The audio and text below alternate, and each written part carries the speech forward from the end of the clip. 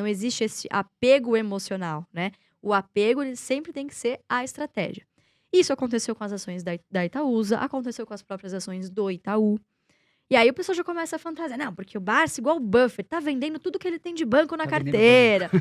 Imagina, maior investidor pessoa física do Banco do Brasil, um dos maiores investidores pessoa física do Banco Santander. Então, assim, não faz sentido algumas narrativas que as pessoas acabam criando, muito influenciadas por rede social, grupo de WhatsApp, e não param pra pensar.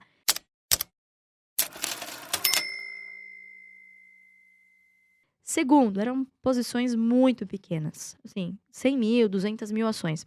Eu até falei, poxa, você não quer fazer uma doação, né? Eu aceito também. Vamos dividir por Tamo junto. Essa micharia aí, né? Não tem problema. Não tem problema. Mas ele optou por vender, enfim. Eram posições que, se dobrassem de valor, não fariam cócegas dentro da carteira dele, que é um portfólio muito grande, que ultrapassa 4 bi. Então, assim, 200 mil ações era uma posição que não estava fazendo sentido frente à assimetria que a gente não estava enxergando nesses dois papéis, especialmente. Até BB Seguridade. Na época que eu vim aqui, inclusive, da primeira vez, eu tava comprando BB Seguridade assim, né? Jogando o balde, puxando o rodo. Você falou, 47% da minha carteira. E ele vendeu. Tem a memória boa. E ele tava vendendo naquele momento, né? Então, você vê, a gente segue a mesma estratégia. É verdade. Porém, acaba tomando decisões diferentes. Temos empresas diferentes na carteira e tá tudo bem. E todo mundo tá com uma rentabilidade positiva. Eu acho que tem duas coisas aqui que também são importantes a gente trazer. A primeira é que você vê a galera querendo copiar o Barsi. O Barsi tá comprando, vamos comprar. O Barsi tá vendendo, vamos vender. E o momento dele como investidor é completamente diferente. Ele já tá com uma carteira previdenciária construída há décadas e ele pode muitas vezes se dar o luxo de alguns movimentos porque o Barsi também erra, né? Vamos falar a verdade. Claro. Então Todo mundo, Timing, né? é difícil ele acertar pode- timing. ele pode se dar o luxo de fazer um devido movimento ali que, assim, ele não acerte num primeiro momento, ou ele fique parado naquela posição durante muito tempo até dar certo. Coisa que, às vezes, uma pessoa que está num processo de formação de carteira não deveria estar Não fazendo. suporta. Esse gira-gira, né? Esse pra lá, gira-gira, compra aqui. ou copiar. Eu acho que copiar é... Você tem que saber muito claro na sua cabeça o porquê que você está tomando cada decisão. E eu acho que tem um segundo ponto interessante nessa questão da Itaúsa, que é a questão do custo de oportunidade.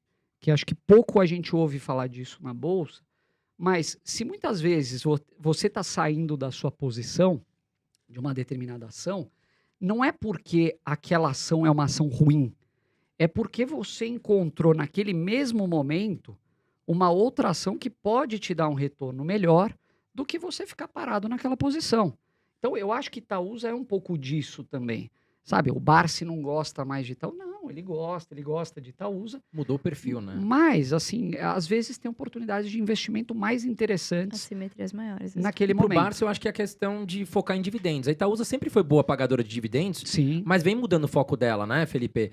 A Itaúsa, o quê? Pelo que eu entendo, vocês podem me corrigir, a Itaúsa ela vem querendo ser menos dependente de Itaú. Exato. Então ela está comprando novas empresas, novas participações, e ao invés de distribuir dividendos, ela está fazendo novas aquisições. E com isso ela vem pagando menos dividendos, saiu do planejamento do Barsi, pronto, beleza, ele viu outras oportunidades que estão num preço ok, pagando bons dividendos. Creio que é isso, né, Felipe?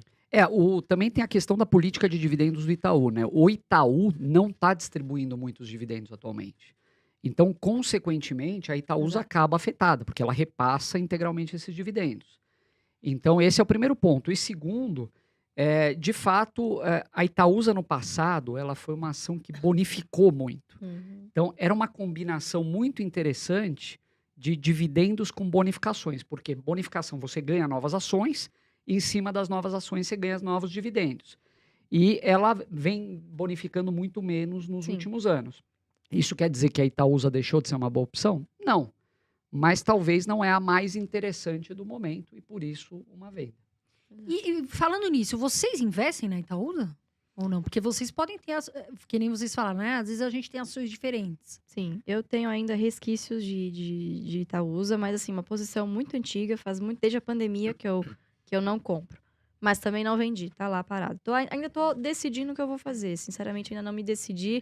Na verdade, a gente sempre dá dicas, né, de como investir e acaba não seguindo pra gente, né? Eu tenho um apego com Itaúsa, por ter sido lá uma das primeiras ações que eu comprei sozinha, mas Ainda tá na carteira. Vocês têm um apego por bancos, vocês gostam muito do Banco do Brasil, né? Sim, sim. O Banco do Brasil. É um banco Muito forte no descontado, né? agronegócio, desde 1808, é um banco bem antigo, né? Sim. Sim, Então, e eles estão agora, o Banco do Brasil tá trabalhando muito digital, né? Eles vêm tentando inovar. Isso é muito bacana, né? É bacana. Apesar que é um ano de eleições, talvez a coisa fica um pouco mais volátil aí, né? Pois é, né? Eu acho que, mas quando algum ponto está pacificado entre investidores, pode ser que ele não ocorra. Pode ser que já esteja no preço, entende?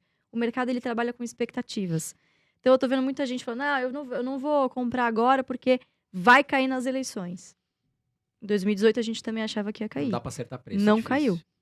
Então, assim, respeito ao preço teto, eu acho que é uma das coisas mais importantes, uma das lições mais importantes que a gente pode trazer aqui para vocês. Porque o preço teto, ele é uma margem de segurança. Então, as pessoas se preocupam muito em tentar vender na máxima e comprar na mínima. É muito difícil quem consegue fazer isso. Você até pode fazer 1 ou 2 vezes por sorte. Não é por competência, né? É sorte. Então, se você respeita as margens de segurança, a chance de você ter uma boa rentabilidade em dividendos e valorização da sua carteira aumenta muito. Fora a paz, né? Dá pra ir lá de bike, andar de bike lá em Balneário, viu, André? Tá tranquilo. Dá pra né, ir no restaurantezinho ali na frente do mar, da praia, né? Pegar uma prainha, pegar um Dá pra sol, dormir tá tranquilo. bronzeado. E, Luíse, a gente viu recentemente também que você estava disputando para entrar no conselho da IRB, Sim. não é isso? Conta um pouquinho pra gente e o que aconteceu nesse resultado e se mudou algo, o pensamento de vocês quanto aos investimentos da IRB. Sim. Não, na verdade é o seguinte, foi um movimento, na verdade a gente não estava programado para fazer, né? A gente estava conversando com a companhia sobre a possibilidade de fazermos um candidato no ano que vem, né? Não é que você não é levado a sério, mas a empresa está passando por algumas dificuldades lá dentro e de vez em quando você precisa parar para olhar para dentro para depois conseguir responder os seus investidores, né? Isso para uma corporation acaba sendo muito ruim, né? Porque você tem diversos investidores que perderam muito dinheiro no case, ficam impacientes, né? Descontentes, acabam saindo da ação com prejuízo gigantesco, a empresa não consegue dar guidance nesse momento. Então, qual foi a nossa ideia naquele momento? Poxa, vocês estão indignados com o que aconteceu na empresa? Estão fazendo um grupo de WhatsApp para se manifestar? Gente, não é assim que você consegue uma mudança na gestão de uma empresa. Então, a nossa ideia, na verdade, foi dar a oportunidade desses investidores que estavam revoltados e reclamando no WhatsApp, blá, blá, blá, blá, e mobilizá-los para que eles conseguissem exercer o direito de voto deles, né? Claro que também a nossa intenção, nós temos uma posição, não é uma posição grande em relação à carteira, não chega nem a 1,5% da carteira do Barsi, mas é uma posição, querendo ou não, relevante entre acionistas pessoas físicas na base acionária, na composição societária da companhia, né? Cerca de 2%.